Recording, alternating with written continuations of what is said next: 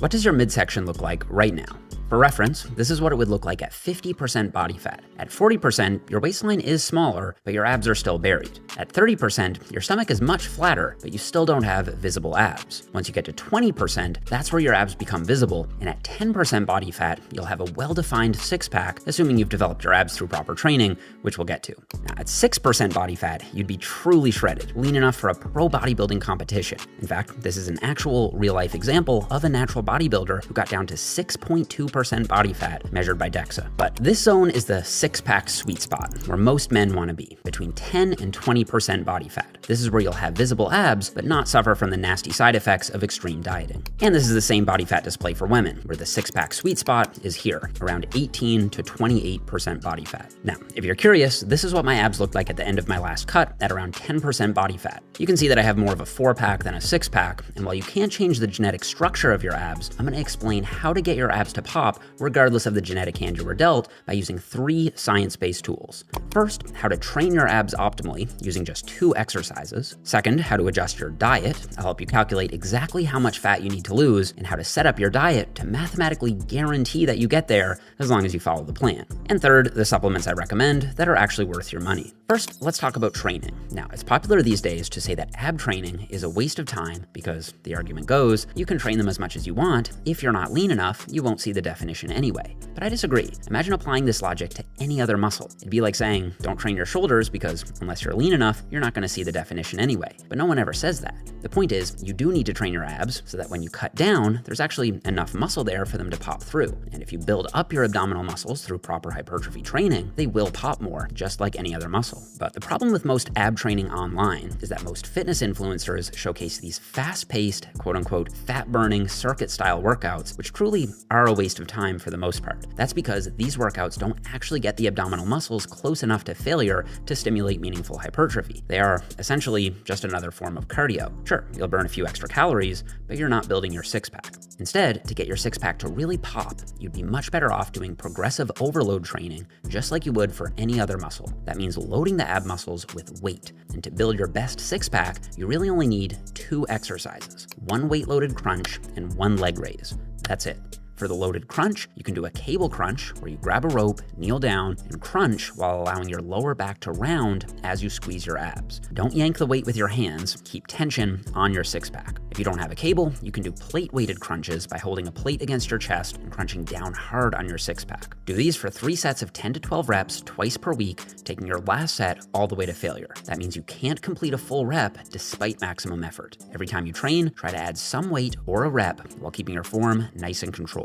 These will hit the full six-pack, but probably slightly emphasize the upper four-pack. So for some lower ab bias, you should add a leg raise. For these, you can do them hanging from a pull-up bar, or you can use a Roman chair. I like the Roman chair variation better because it keeps my lower back locked in, which allows me to direct the tension to my abs better. Now, if you can't do a straight leg raise yet, you can do bent knee raises instead. Do these for 3 sets of 10 to 20, also twice per week, and also take your last set all the way to failure. To progress on these, I prefer to add reps. So I'll start at 3 sets of 10, and then I'll add 1 rep each week until I get to 3 sets of 20. At that point, you can add some ankle weights, or you can start slowing down the negative. But once you're there, you should have some pretty solid ab development anyway. Planks are great for general core strength and stability, but if your goal is to build a six-pack, I don't think they're the most efficient option, and I would consider them optional. Also, anti-rotation movements can be great for targeting the transverse abdominis and obliques, but they won't hit the six-pack muscles as directly or with as much tension as weighted crunches and leg raises will. Those are your main 2. So this is your full six-pack training plan. You hit your abs twice per week, and you can shuffle the days around to whatever fits your schedule best. It would also be smart to include some cardio in your plan, even if it isn't required for fat loss. Research shows that combining weight training and cardio leads to smaller waists than just weight training alone. Being more active with cardio will also allow you to eat more calories, and more active people tend to be more successful in keeping the weight off over the long term. So feel free to include 2 to 5 30-minute low to moderate intensity cardio sessions per week. But the reality is, you can do the most optimal progressive ab training on the planet, and until you get lean enough, your abs simply won't be visible. And that's where your nutrition comes in.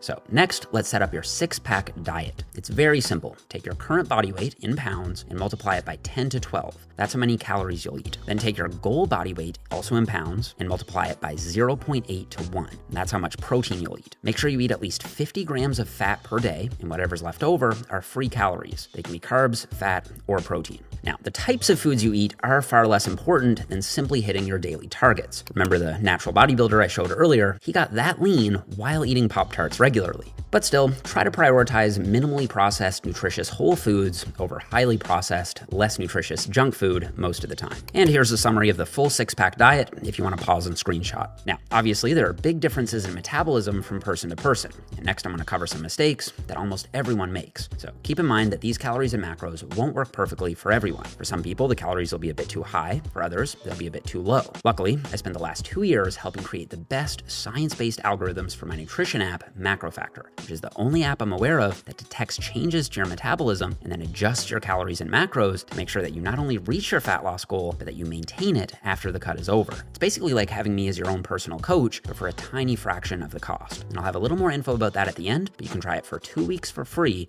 at the first link in the description box below. Now, the biggest mistake that I see people make on a fat loss phase is cutting too fast. This is a near guaranteed way to not only lose muscle and strength, but rebound all the weight back as soon as the diet is over. For a sustainable fat loss, you want to lose about 0.5 to 1% of your body weight per week. So if you currently weigh 200 pounds, try to lose about 1 to 2 pounds per week. Now, if you have a lot of weight to lose and you end up cutting for more than 3 months straight, I'd strongly recommend doing a 2 to 3 week diet break somewhere in the middle. For the diet break, take your current body weight in pounds and multiply it by 16 to 18, and that'll be your calories for the 2 to 3 week diet break. Now, you may gain a tiny bit of water weight, or you may continue to lose weight during the diet break. Everyone's a little different in terms of how they respond, but almost everyone sees better weight loss after the diet break is over and once you resume the caloric deficit again. Another very common mistake is relying on the body weight scale too much. While the scale can be a useful tool, it can also be misleading, especially if you're building muscle while losing fat. For this reason, I recommend taking progress photos in the same lighting at least once a month. You may feel uncomfortable doing it at first, but I promise you'll be very glad you have the before photos to look back on and see how much progress you made. Taking monthly waist measurements can also help show that you are in fact losing fat, even if the scale isn't moving as quickly as you'd like. It's also very common for people to have too lean of an end goal. Once you dip below the 8 to 10% zone for men or 18 to 20% zone for women, you'll start experiencing low energy, extreme hunger, and reduced libido. Next, let's talk about a few supplements that are worth taking and that I actually recommend. The first is a protein powder. This isn't required, but it can make hitting your total daily protein intake a lot easier.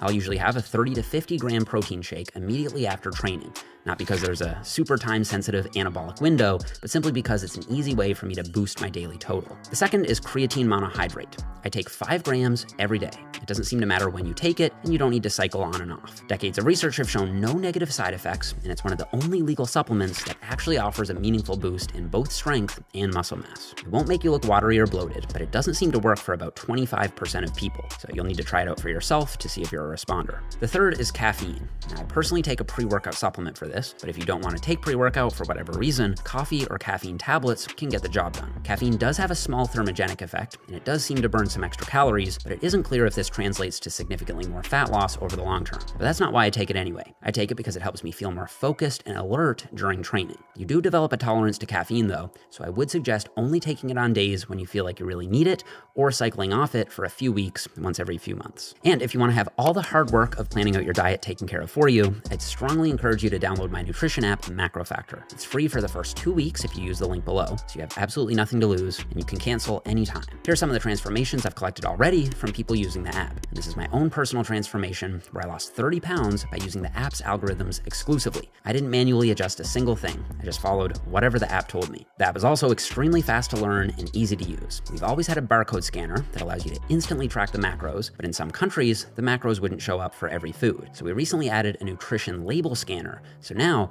you can track the macros on literally any food on the planet as long as it has a nutrition label. It's an absolute game changer. The app also has tons of really cool analytics features that'll help you understand and visualize your journey over time, and weekly check-ins to keep you accountable. There's also a very active Facebook community and subreddit where you can ask questions and share your progress. So you can try it out for 2 weeks for free at the first link in the description box down below. And don't forget to leave me a thumbs up if you enjoyed the video, subscribe if you haven't already, and I'll see you guys all here in the next one.